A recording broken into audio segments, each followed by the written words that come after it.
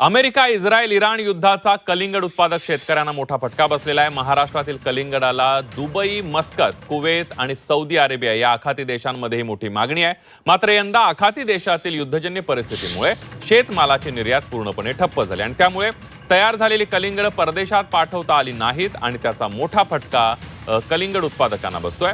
व्यापाऱ्यांकडून कलिंगड 5 ते 6 रुपये किलो दरानं मागितलं जात आहे. यामध्ये शेतकऱ्यांचा लागवड खर्च देखील निघणं अवघड झालं आणि त्यामुळे शेतकरी मोठ्या अडचणीत सापडलाय.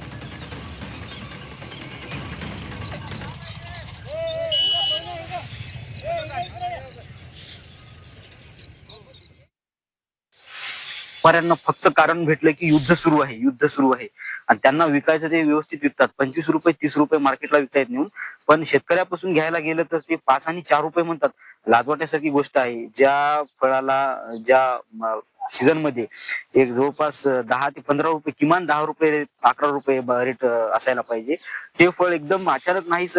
बरं असंही नाही की टरबूज या पिकाची जास्त आयातही होत नाही. हे आपल्या इकडेच खपून जाते, पूर्ण आपल्या भारतामध्येच विकते.